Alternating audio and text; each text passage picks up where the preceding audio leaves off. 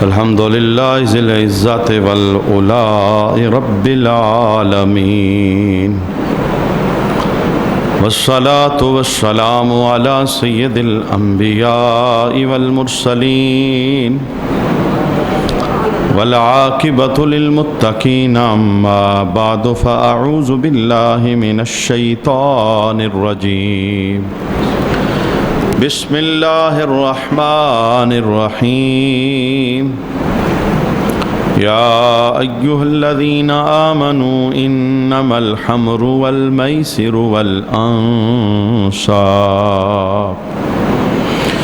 والأنصاب والأزلام رجس من عمل الشيطان فاجتنبوه لعلكم تفلحون. صدق الله مولانا العظيم. إن الله وملائكته يصلون على النبي يا أيها الذين آمنوا صلوا عليه وسلموا تسليما. اللهم صل على سيدنا ومولانا محمد وعلى آل سيدنا ومولانا محمد وبارك وسلم وصل عليه. الصلاة والسلام عليك يا سيدي يا رسول الله. صلاة والسلام عليك يا سيدي يا حبيب الله. الصلاة والسلام عليك يا سيدي يا شفيع المذنبين، وعلى آلك وأصحابك يا سيدي يا رحمة للعالمين. بعد حمد الصلاة، لائق عزت و تکریم جمیع احباب سامعین ذی وقار، معاشرے کے اندر پھیلا ہوا ایک جرم جس کی نشاندہی قرآن پاک کی آیات اور رسول رحمت صلی اللہ علیہ وآلہ وسلم کی بے شمار احادیث کے اندر موجود ہے. اس جرم کے تدارک پر آج جمعہ کی نشست میں ہم گفتگو سماعت کریں گے. ہمارے ملک کے اندر بے شمار مسلمان وہ اس گندے اور گنہونے فعل کا ارتکاب کرتے ہیں. اپنے عقیدے، اپنے ایمان خراب کر کے اللہ کے دربار سے دور ہوتے ہیں. وہ جرم مختلف نوعیتوں پر مبنی ہے. کبھی اس کا ارتکاب کوئی مرد کرتا ہے اور اکثر اس کا ارتکاب عورتیں کرتی ہیں، اور اس کا تعلق انسان کی سوچ کے ساتھ ہے، انسان کے باطن خیالات کے ساتھ ہے. میں نے قرآن پاک کی ایک آیت کریمہ آپ کے سامنے پڑھی ہے. پہلے اس کا ترجمہ سیکھیے، پھر میں بتاتا ہوں کہ کس جرم پر ہم گفتگو سماعت کریں گے. اللہ ارشاد فرماتا ہے، یا ایھا الذین آمنوا، اے ایمان والو، انما الخمر والمیسر والانصاب، شراب اور جوا اور بت، یہ تین ہمارا عنوان نہیں. چوتھی بات، والازلام رجس من عمل الشیطان، تیروں سے فال نکالنا یہ سب ناپاکی ہے اور شیطان کے کاموں میں سے کام. شراب پینا، جوا کھیلنا، بت پرستی اور اپنی قسمت کے احوال تیروں کے ذریعے، پرندوں کے ذریعے، لکیروں کے ذریعے، نجومیوں کے ذریعے، ستاروں کے ذریعے انہیں معلوم کرنا، پھر اس پر اپنا عقیدہ پختہ رکھنا، پھر اسے ہی اپنے لیے فائدے اور نقصان کا سبب جاننا. اللہ کا قرآن کہتا ہے یہ شیطانی عمل ہے، ناپاک ہے. فَاجْتَنِبُوهُ، ان سے بچو، لَعَلَّكُمْ تُفْلِحُونَ، تاکہ تم کامیابی حاصل کرو. तमाम परस्ती, बदशगुनी और अपनी किस्मत तकदीर के अहवाल वो मुआशरे के अंदर मुख्तलिफ़ चीज़ों के साथ जोड़ना कि ये हुआ है तो ये होगा, ये देखा है तो ये होगा। बहुत सारी चीज़ें औरतों के अंदर और कुछ चीज़ें मर्दों के अंदर भी पाई जाती हैं। हम इस पर आज गुफ्तगू समाअत करेंगे। अल्लाह हमें हर हाल के अंदर तवक्कुल की दौलत नसीब फरमाए। पहले मैं थोड़ा सा इसका नक्शा आपके सामने बयान करना चाहता हूँ कि मुआशरे के अंदर ये चीज़ें कैसे फैली हैं। मसलन ये सफ़र का महीना है तो आपको शादी हाल वीरान नज़र आएंगे और कैटरिंग जो खाना पकाने वाले लोग हैं वो बिल्कुल फारिग बैठे नज़र आएंगे। और उनसे पूछिए वजह, वो कहते हैं सफ़र के महीने में मुसलमान शादियां नहीं करते चूँकि ये बलाओं के उतरने का, आफतों के उतरने का महीना है, तो इसमें जो शादी की जाती है वो शादी वो कामयाब नहीं होती। हालांकि अगर ये कुरान और हदीस की सोबत में बैठे होते तो इन्हें पता चलता कि इस कायनात की सबसे खूबसूरत शादी मौला अली और हज़रत बीबी फ़ातिमा सलामुल्लाह अलैहा वो जब इनेकात पजीर हुई तो महीना सफ़र का महीना था। यानी अगर ये शादियाँ इसमें कोई महीने की वजह से नहुसत आती, किसी दिन की वजह से नहुसत आती, नहुसत इंसान के करतूत में, इंसान की बदअमली के अंदर है, दिनों महीनों में नहीं। इसका खालिक अल्लाह है, उसी ने इन चीज़ों को बनाया हुआ है। इंसान अच्छा अमल जिस माहौल के अंदर भी करता है, कुफर के माहौल के अंदर एक बंदा रह रहा है, हर तरफ बुत परस्ती है, हर तरफ काफिराना रस्मों का अरूज है, लेकिन एक बंदा खुदा वहाँ बंद झोंपड़ी के अंदर रहता है, मालिक को सजदा करता है, तो उस बंद झोंपड़ी में रब उसे रहमत अता फरमाता है। तो इन चीज़ों की वजह से नहुसत या इन चीज़ों की वजह से ख़राबी वो पैदा नहीं होती। मैंने एक मिसाल दी, यानी इस महीने के एतबार से, सफ़र के हवाले से, यानी किसी जगह पर जाना है तो लोग दिनों का इंतखाब करते हैं। मंगल को सफ़र नहीं करना, तो अगर सफ़र किया तो कोई नुकसान हो जाएगा। बारात वगैरह रखते हैं तो फिर दिनों का, और कितनी बड़ी नालायकी है, मंगल का दिन बारात के लिए नहीं रखते, कहते हैं ख़राब हो जाएगा। और बारात का दिन वो दिन रखते हैं जिसे जुमा का कहते हैं, और जुमा मुसलमानों की ईद का दिन है। ईसाई यहूदी सारे अपने दिनों को मनाने के लिए काम से छुट्टी करके वो इबादत गांव की तरफ जाते हैं, और जब आप रोड पे निकलें तो मुसलमान शादी हाल के बाहर जुमा वाले दिन म्यूजिक की थाप पे नाच रहे होते हैं।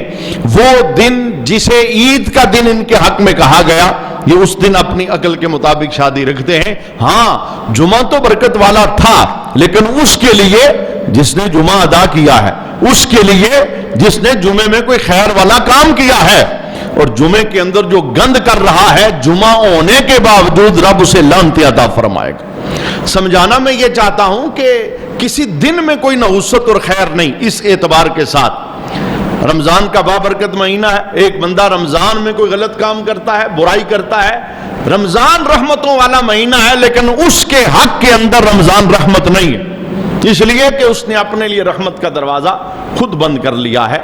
अच्छा, आइए, चूंकि ये बहुत गुफ्तगू फैल जाएगी, मैं मुद्दा आज की नशिस्त के अंदर बयान करना चाहता हूँ। ये तमाम परस्तियाँ, इसकी वजूहात क्या हैं कि एक ज़माना हिंदू हमारे बीच में रहे, बहुत सारी हिंदुआना रस्में वो कल्चर हमारे पास छोड़ के चले। ये शादियों के मौका पर गड़ोली की एक रस्म है, वो निभाई जाती है जी। दूल्हे की बहनें हैं या दूल्हे की रिश्तेदारें हैं, वो पानी लेके किसी दूसरे घर में जाएंगे, फिर छुरी से जाके उस पानी को काटेंगे और फिर समझेंगे कि अब हमारा घर आबाद है। मैंने ऐसे गड़ोली भरने वालों को भी 3-3 तलाकें देते देखा है। माना ये कि ये तुम्हारी बुनियाद ही कमजोर है कि जिस पर तुम कहते हो कि ये काम करेंगे तो घर बस जाएगा और ये करेंगे तो बर्बाद हो जाएगा। मैं कहता हूं घर बसता ही तब है जब बंदा अपने आप को मदीने वाले मुस्तफा के कदमों में ले आता। इन रसूमात की वजह से ना घर बिगड़ता है, ना बस इनका ताल्लुक ही नहीं हमारी जिंदगी के अंदर। हमारी शरअ ने हर जगह रसूमात की मुखालफत की। रस्मों के पीछे वो चले जो यतीम हो, ہمیں تو رب نے آمنہ کے لال جیسا قائد عطا فرمایا. ہم کسی کے پیچھے کیوں چلیں؟ فلاں بندے سے کلچر لے لو، فلاں سے رسم لے لو، فلاں ایسا کرتا ہے. کوئی پرندہ آ کے گھر کی چوکھٹ پہ بیٹھ جائے، بولنا شروع کرے تو اس سے بدفعلی لی جاتی ہے، بدشگونی کہ آج خیر ہو، پرندہ بول رہا ہے. بھئی خیر ہی خیر ہے، اس کے بولنے سے کچھ نہیں ہوتا. بلی راستہ کاٹ دے، راستے میں کوئی ایسا بندہ مل جائے جسے محلے والے کہیں منحوس ہے، یاد رکھیے گا کوئی بندہ بھی منحوس نہیں. اگر یہ الزام کسی بندے پر کوئی بندہ لگاتا ہے کہ میں نے بڑا آزمایا ہے، فلاں عورت ایسی ہے، فلاں مرد ایسا ہے، جو ملتا ہے تو راستے میں کام نہیں ہوتا، کوئی نہ کوئی نقصان ہو جاتا ہے، یہ اصل کے اندر اللہ کی ذات سے بندے کا عقیدہ کمزور ہے. یہی تو وجہ ہے کہ ہماری زندگی سے آزمائش چیز نکل گئی. ہم امتحانوں کے قائل نہیں، ہم آزمائشوں کے قائل نہیں. ہمارے اوپر جب کبھی کوئی اس طرح کا معاملہ آتا ہے فوراً ہمارا ذہن کسی بندے کی طرف جاتا ہے. کوئی تعویذ ہو گیا، کوئی بندش ہوگی، کوئی جادو ہو گیا، فلاں رستے میں ملا تھا، یہ اس کا کرتوت ہے، یہ فلاں نے کر دیا. سب ہونے کے باوجود عقیدہ کمزور ہے. میں یہ بتانا چاہتا ہوں، بدشگونیاں لینا کسی جانور سے، پرندوں سے، کسی بھی چیز سے، کسی بندے سے ہمارے اسلام میں اس کی کوئی حیثیت نہیں. بالکل دلیر ہو کر ایمان یقین اللہ کی ذات پر رکھ کر ان چیزوں کو اپنی زندگی سے نکالنا چاہیے. کیونکہ خواتین ہماری، ان کے عقیدے کمزور ہوتے ہیں، علم ان کے پاس ہوتا نہیں، وہ چھوٹی چھوٹی باتوں میں ڈرتی ہیں. تو یہ ڈر ان کا کیسے نکلے گا؟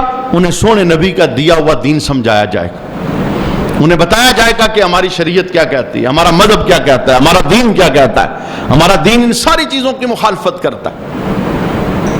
چھینک آنے پر، یعنی اگر کسی بندے کو چھینک آئے، یہ بدشگونی لی جاتی.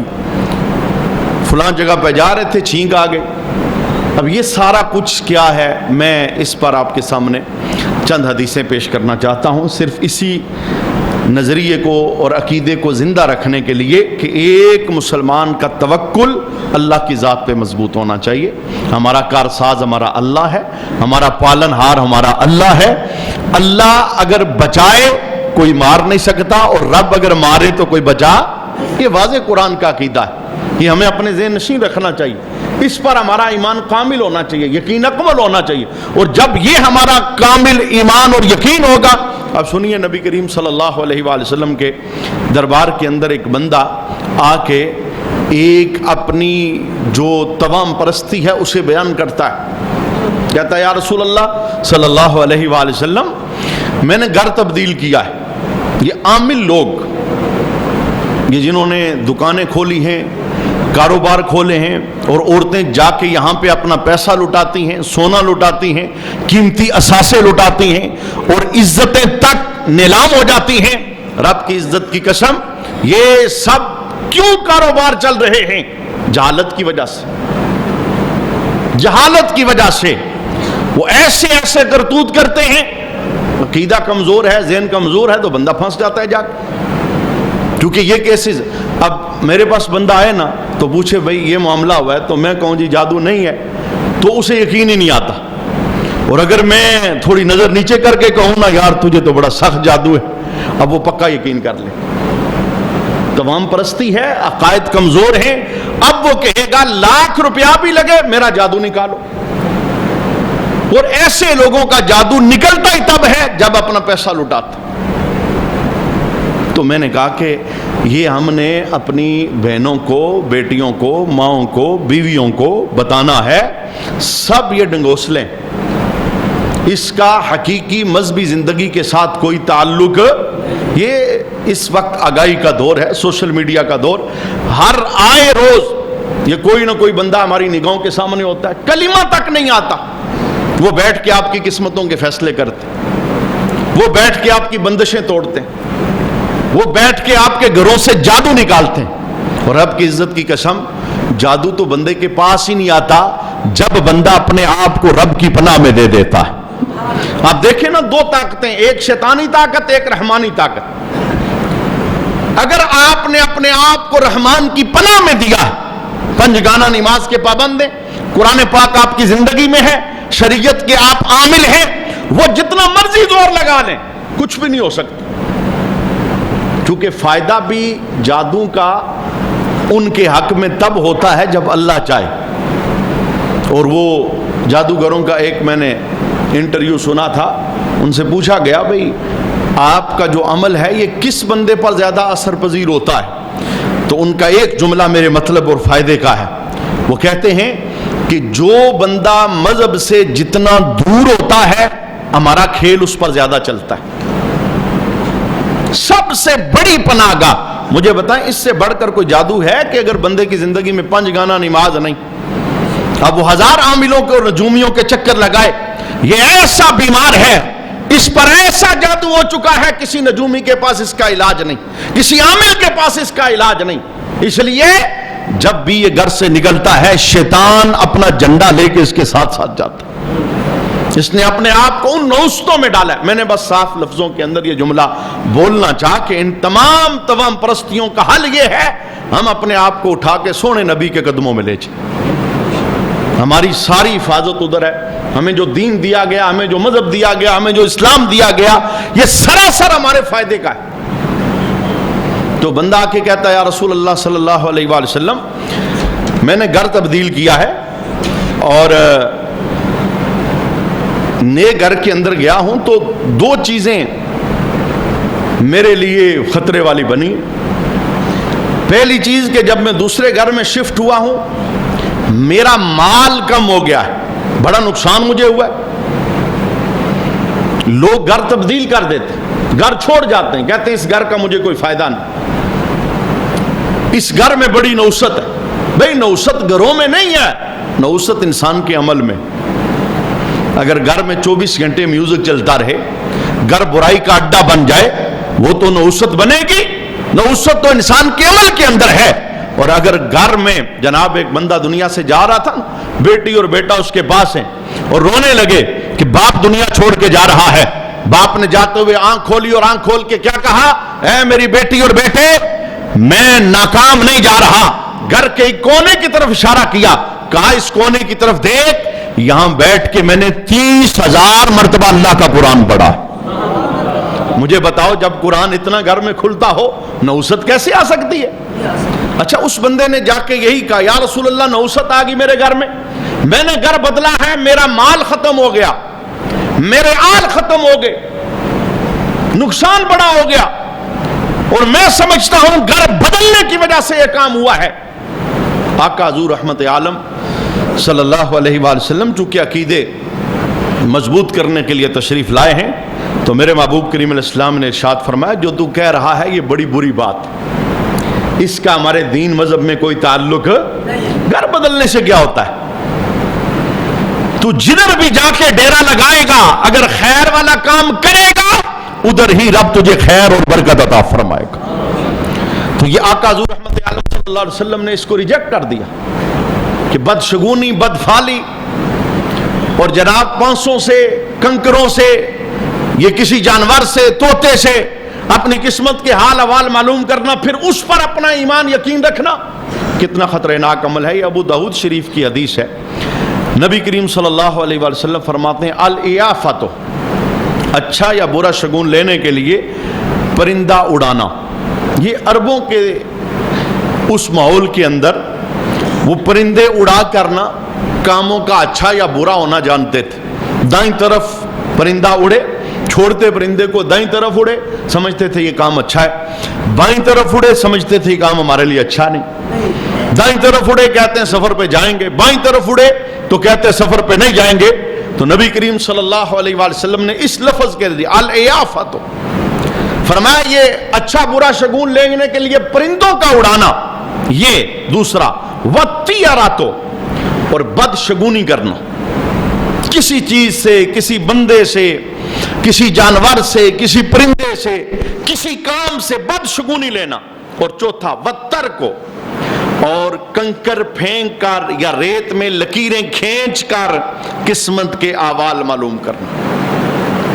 کسی نجومی بابے کو جو اپنی ہاتھ کی لکیریں چیک کرواتے ہیں اور وہ بولتے ہیں کہ لکیریں بولتی ہیں, لکیر بولے گی یا نہیں بولے گی، لیکن میں حضور کی حدیث بول کے بتاتا ہوں کہ ایک مرتبہ کسی کو ہاتھ اپنا یوں چیک کروایا نا کہ میری قسمت کا حال چیک کر، 40 دن تک رب نماز قبول نہیں فرماتا۔ اتنا بندہ اللہ کے دربار سے راندہ ہے، درگاہ الہی ہو جاتا ہے، لعنتوں کے توق اس کے گلے میں پڑ جاتے ہیں۔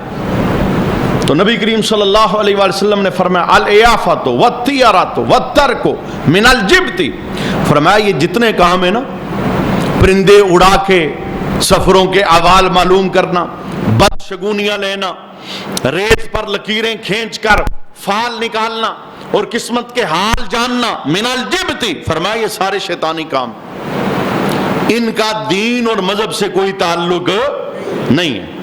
آقا حضور رحمت عالم کی ایک اور حدیث ہے، سرکار نے اس سے بڑھ کر جملہ بولا، الطیرۃ شرکن الطیرۃ شرکن ثلاثا۔ نبی کریم صلی اللہ علیہ وسلم نے 3 مرتبہ یہ جملہ بولا۔ جملہ کیا تھا؟ فرمایا میرے محبوب کریم علیہ السلام نے بد فالی کرنا، بد شگونی لینا شرک ہے، بد شگونی لینا شرک ہے، بد شگونی لینا شرک ہے۔ 3 مرتبہ اللہ کے حبیب نے جملہ بولا، وما منا الا ولکن اللہ یذہبہ بالتوکل۔ میرے محبوب فرماتے ہیں کہ ہم میں سے ہر شخص کو برا خیال آ جاتا ہے، مگر ایمان والے کے برے خیال کو رب توکل کے ذریعے دور فرما دیتا ہے۔ خیال برا آ جاتا ہے کہ یار پتہ نہ کچھ ہو نہ جائے، فرمایا یہ خیال قرار نہیں پکڑنا چاہیے، اس کی وجہ سے ارادہ اپنا بدلنا نہیں چاہیے۔ جو کام کرنا چاہتے ہو، جدھر جانا چاہتے ہو، اس سے پیچھے برا خیال آ جاتا ہے، لیکن رب کی ذات پہ توکل جب ہوتا ہے تو اللہ توکل کے ذریعے اس برے خیال کو دور فرما دیتا۔ تو یہ کوئی چھوٹا کام ہے؟ اللہ کے حبیب کیا فرماتے ہیں؟ یہ شرک ہے۔ شرک کا معنی کیا کہ جب بندہ اس چیز کو حقیقی طاقتوں کا مالک جانتے ہوئے عقیدہ رکھتا ہے کہ یہ نقصان مجھے دے جائے گی، اور عقیدہ ایک مسلمان کا یہ ہونا چاہیے کہ اللہ کے علاوہ کوئی نقصان دے سکتا، اللہ ہی نقصان اور فائدہ دینے والا، اللہ ہی کی ذات میں بندے کا توکل ہونا چاہیے۔ بالکل اسی طرح کی ایک اور حدیث نبی کریم صلی اللہ علیہ وآلہ وسلم نے ارشاد فرمایا، مجموع زوائد کی حدیث، من ردت الطیرۃ عن شیء، جو شخص بدشگونی کی وجہ سے کسی کام سے رک جائے، کوئی کام کرنا چاہتا تھا، بدشگونی پیدا ہو گئی، فلاں بندہ رستے میں ملا ہے، عضو انسان کے تلف ہو جاتے ہیں۔ اعضائے جسمانی اللہ کی نعمتیں ہیں، وہ اعضاء دے کر آزماتا ہے اور اعضاء لے کر بھی آزماتا ہے، یہ اس کی آزمائش ہے۔ اور کسی مسلمان کے لیے جائز نہیں کہ کسی مسلمان کی آنکھ اگر رب لے لے، یہ اس کے حق میں آزمائش ہے، اور یہ دوسرا مسلمان اس کا کوئی نام رکھ لے۔ کسی مسلمان کا پاؤں رب واپس لے لے، یہ دوسرا اس کا کوئی نام رکھ لے، اسے نوست والا سمجھے، اس کے متعلق کوئی بدشگونی کا نظریہ رکھے، یہ تو ایک بدگمانی ہوگا، یہ ایک تہمت ہوگی، اس مسلمان کی دل آزاری ہوگی، 3 4 کبیرہ گناہوں کے ہم مرتکب ہو جائیں گے۔ تو میرے محبوب کریم علیہ السلام نے ارشاد فرمایا کہ جو شخص بدشگونی کی وجہ سے کسی کام سے رک جاتا ہے، فقد قارف الشرک، وہ بندہ شرک میں آلودہ ہو جاتا ہے۔ معنی یہی ہے کہ اگر کسی نے عقیدہ رکھا کہ فائدہ دلانے اور مصیبت میں مبتلا کرنے والی ذات اللہ کے سوا کوئی اور ہے جو مستقل طاقت رکھتی ہے، یہ چیز بندے کو مشرک بنا دیتی، کیونکہ یہ شرک جلی ہے، اور شرک جلی بندے کو کافر بنا دیتا ہے۔ لہٰذا ایک مسلمان کا نظریہ، ایک مسلمان کا عقیدہ اس بات کے اوپر کامل ہونا چاہیے کہ مجھے جو فائدہ ملے گا میرا مالک دے گا، اور مجھے جو نقصان ہوگا وہ بھی میرا مالک عطا فرمائے گا۔ یہ ہمارے ہاں معروف اور مشہور ہے، اگر کسی بندے کو چھینک آ جائے تو وہ اس سے بدشگونی لیتے ہیں۔ بات ہو رہی تھی، کوئی کام ہو رہا تھا، بھئی یہ کام اچھا نہیں ہوگا چونکہ چھینک آ گئی، حالانکہ حدیث کا ذرا جملہ سیکھیے، یعنی یہ تمام پرستیوں کی بنیادی جو وجہ ہے وہ جہالت ہے، اور اس جہالت کا جو تدارک ہے وہ علم کے ذریعے کیا جائے گا۔ حضرت عمر رضی اللہ تعالیٰ عنہ کیا فرماتے ہیں، لَأَطْسَةٌ وَاحِدَةٌ عِنْدَ حَدِيثٍ أَحَبُّ إِلَيَّ مِنْ شَاهِدٍ عَدْلٍ، فرمایا اگر بات کرتے ہوئے کسی کو چھینک آ جائے، چھینک عادل گواہ ہوتی ہے، مانا کیا کہ جو بندہ بات کر رہا ہے بات کے دوران چھینک آ جائے تو یہ اس بات کے سچا ہونے کی گواہی ہوتی۔ حدیث تو یہ بتا رہی ہے، یعنی یہ کوئی بدشگونی والی چیز نہیں، فرمایا یہ تو اس بندے کے سچا ہونے کی دلیل ہے، کیونکہ یہ عادل گواہ ہے، یہ اللہ رب العالمین کی طرف سے ایک گواہی ہے کہ بندہ جو بات کر رہا ہے سچی کر رہا۔ انسان کا جو جسم ہے اس کے اندر کسی قسم کی کوئی نحوست نہیں۔ نظر بد جو ہے نا، نظر بد یہ لگ سکتی ہے، چونکہ قرآن پاک کے اندر اس کا تذکرہ موجود ہے، بری نظر، اور اس کا شریعت نے علاج بھی بیان فرمایا ہے۔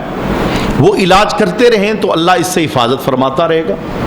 اور اس نظر بد کے متعلق حدیث سے حضرت جابر روایت کرتے ہیں، نبی کریم صلی اللہ علیہ وسلم نے فرمایا العین تدخل الرجل القبر، فرمایا بندے کی نظر جو ہے، بری نظر، یہ بندے کو قبر کے اندر پہنچا دیتی۔ یعنی یہ جو نظر لگنا ہوتا ہے یہ قرآن سے ثابت ہے، حدیث سے ثابت ہے، اور نبی کریم صلی اللہ علیہ وسلم نے اس کی جو نقصان کی جیتیں ہیں اسے بیان کرتے ہوئے کہا کہ بعض اوقات بری نظر بندے کو قبر میں پہنچا دیتی ہے، وَتُدْخِلُ الْجَمَلَ الْقِدْرِ، اور نظر اونٹ کو دیگ کے اندر پہنچا دیتی ہے، مانا وہ ذبح ہو جاتا ہے، جانور کو لگے وہ ذبح ہو جاتا ہے، بندے کو لگے تو وہ قبر میں پہنچ جاتی ہے۔ لیکن قربان جائے نبی رحمت صلی اللہ علیہ وآلہ وسلم پر، انہوں نے ہر جہت کے ساتھ مسلمانوں کی حفاظت کے لیے خوبصورت وظیفے عطا فرمائے حضور کی ذات کے ذریعے۔ یہ مشہور ہو گیا تھا، نبی کریم صلی اللہ علیہ وآلہ وسلم کی تحریک جب آگے بڑھنے لگی نا، تو کافروں کے درمیان کچھ لوگ تھے جو نظر لگانے کے اندر بہت ماہر تھے، اور ان کے متعلق مشہور یہ تھا کہ جب یہ کسی کو نظر لگاتے وہ بندہ نہیں بچتا۔ جب کافروں سے کوئی چارہ نہ چلا تو پیسے دے کے انہوں نے ان بندوں کو ہائر کیا، اور پھر ان کے متعلق یہ تھا کہ انہیں اگر 3 دن تک بھوکا رکھا جائے، پھر وہ کسی بندے کو دیکھیں اس کی تعریف کریں تو بندہ فوراً فارغ ہو جاتا ہے۔ لیکن مولا علی کا جملہ اس جگہ میری مدد کرے گا، اور میں بتاؤں گا کہ اس نظر بد سے ڈرنے کی ضرورت نہیں کہ یار فلاں دیکھے گا تو نظر لگ جائے گی تو پھر ہم برقع ڈال کے بیٹھ جائیں کہ ہمیں کوئی دیکھے ہی نہ۔ حفاظتی جو اقدام شریعت نے بتائے ہیں وہ کرتے رہیں، جس میدان میں بھی جائیں گے اللہ حفاظت فرمائے گا۔ مولا علی کا جملہ کیا ہے؟ آپ فرماتے ہیں کہ اگر بندے کے زمین آسمان بنانے والے رب سے رابطے مضبوط ہیں، زمین کا کوئی فرعون بھی بندے کا نقصان کر سکتا، جو حفاظت اللہ کرتا ہے۔ تو اب جناب انہوں نے وہ بندے ہائر کرے، 3 دن اور 3 راتیں انہیں بھوکا رکھا، پھر 3 دنوں کے بعد نبی کریم صلی اللہ علیہ وآلہ وسلم کے سامنے وہ لے کے گئے تو وہ سرکار کی تعریفیں کرنے لگے، آپ جیسا کوئی نہیں، آپ کا بیان بڑا ہے اور آپ کی شانیں بڑی ہیں۔ جس کی وہ تعریف کرتے لوگ سمجھتے تھے کہ بندہ مارے گیا، ادھر وہ تعریف کرتے ہیں، ادھر آسمان سے نظر بد کی حفاظت کا قرآنی وظیفہ رب جبریل کے ذریعے محبوب کے سینے پہ نازل فرماتا۔ سامنے سرکار کی ذات ہے، تحفہ پوری امت کے لیے۔ 29واں سپارہ سورۃ نون والقلم، وَإِن يَكَادُ الَّذِينَ كَفَرُوا لَيُزْلِقُونَكَ بِأَبْصَارِهِمْ لَمَّا سَمِعُوا الذِّكْرَ وَيَقُولُونَ إِنَّهُ لَمَجْنُونٌ۔ یہ سورہ نون والقلم کی آخری آیات۔ خود نظر لگ جائے، دونوں ہاتھوں پہ پھونکے اپنے چہرے پر ہاتھ جدھر جدھر جاتا ہے ہاتھ پھیر لیں، یا نظر کی حفاظت کے ذریعے اپنے بچوں پہ ماں کی نظر لگ جاتی ہے، باپ کی نظر لگ جاتی ہے، خوشی سے نظر لگتی ہے، تعجب سے نظر لگتی ہے، اور کوئی بندہ اگر کسی کو دیکھ کے جلتا ہے، جلنے سے نظر لگ جاتی ہے۔ نظر کی مختلف کیفیات ہیں، اور نظر سے بچاؤ کا ذریعہ کرنا یہ سنت ہے۔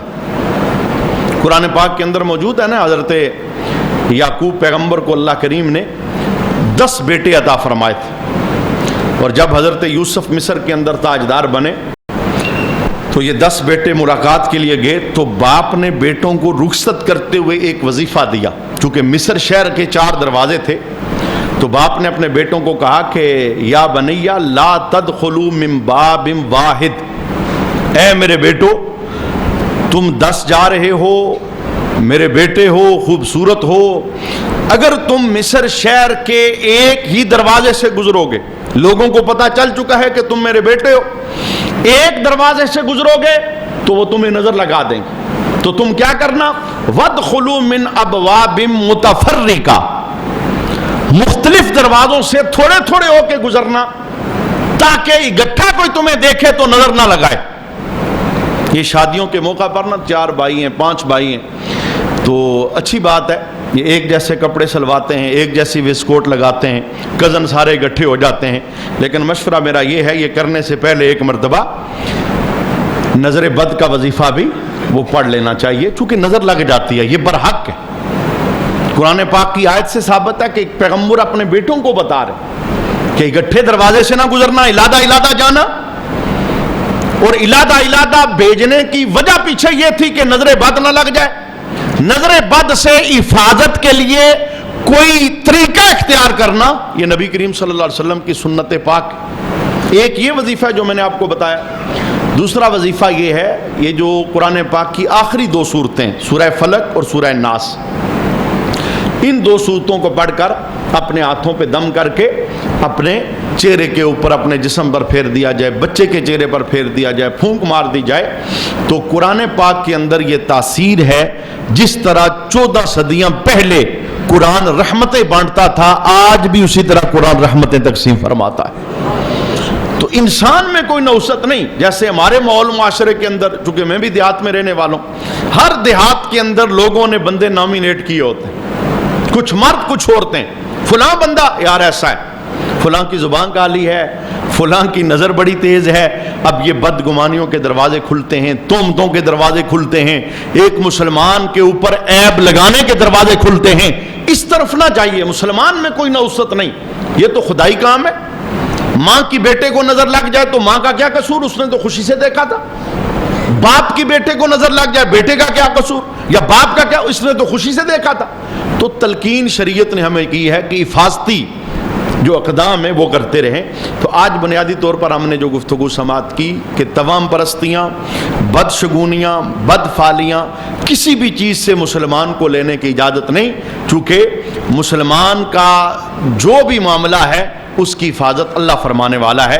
میں ایک حدیث مزید پیش کر دیتا ہوں، تاریخ ابن عساکر کی حدیث ہے، نبی کریم صلی اللہ علیہ وسلم نے فرمایا ثلاث من کن فیہ لم ینل الدرجات العلی، 3 چیزیں جس بندے میں ہوں وہ کبھی بلند درجے نہیں پا سکتا۔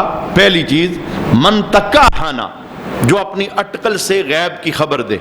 یہ حساب کتاب لگانے والے لوگ جو ہوتے ہیں، نجومی لوگ ہوتے ہیں، یہ بیٹھ کے کہتے ہیں یار تیرے ساتھ یہ ہونے والا ہے یا تیرے ساتھ یہ ہو رہا ہے، اور اگر یہ 10 باتیں کریں تو 10 میں سے 9 جھوٹی ہوتی ہیں اور ایک تکا لگ جاتا ہے، اور اسی تکے کو ہماری عوام مشہور اور معروف کر دیتی ہے۔ غیب کا علم اللہ جانتا ہے یا اللہ کے دیے سے اللہ کے نبی جانتے ہیں، اس کے علاوہ کسی کو غیب کی خبر نہیں ہے۔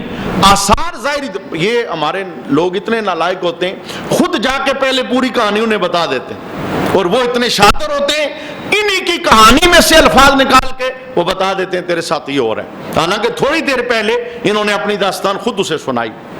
تو نبی کریم صلی اللہ علیہ وسلم نے فرمایا وہ بندہ کبھی بلند درجوں پہ نہیں پہنچ سکتا جو اپنی اٹکل سے غیب کی خبریں دیتا ہے، اوس تقسما، یا تیروں کے ذریعے قسمت کے حال بتاتا ہے، او ردہ من سفر طیرۃ، یا بدشگونی کے سبب اپنے سفر سے رک جاتا ہے، کیونکہ مسلمان کو بدشگونی کی اجازت نہیں، اسے ہر حال کے اندر رب کی ذات پر توکل کرنا چاہیے۔ اور اس کا صرف یہ نقصان نہیں کہ اگر بندے کی زندگی میں بدشگونی آتی ہے تو یار کوئی بات نہیں، میں اس کا ایک بڑا نقصان بتاتا ہوں، اور ایک مسلمان کبھی بھی یہ نقصان برداشت نہیں کرے گا۔ کون سا نقصان؟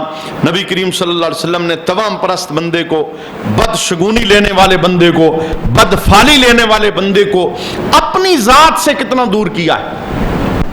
ذرا حدیث کے لفظ سنیے، میرے محبوب نے فرمایا لیس منا من تطیر ولا تطیر لہ، جس نے بدشگونی کی یا جس کے لیے بدشگونی کی گئی، میرے حبیب فرماتے ہیں مجھ محمد سے اس کا کوئی تعلق نہیں، میں اس سے بری ہوں، میرا اس کے ساتھ کوئی لینا دینا نہیں۔ میرا امتی ہو کے یہ جناب پرندوں سے ڈرتا ہے، کوئی آ کے جناب کوا اس کے دروازے پہ بیٹھ گیا ہے تو اب اسے پسینے چھوٹ گئے تو پتہ نہیں کیا ہو جائے گا، بلی نے رستہ کاٹ دیا ہے، یہ ان چیزوں سے اتنے ڈرتے ہیں۔ ڈرنا تو مالک سے چاہیے نا، ڈرنا تو اللہ رب العالمین سے چاہیے۔ تو ان ساری چیزوں کا جو حل ہے وہ یہی ہے کہ اپنے آپ کو دین کے ساتھ مضبوط جوڑنا چاہیے۔ ہم اللہ کے دربار کے اندر دعا و التجا کرتے ہیں کہ اللہ تعالیٰ ہماری گفتگو کو ہمارے لیے فائدہ مند بتائیں۔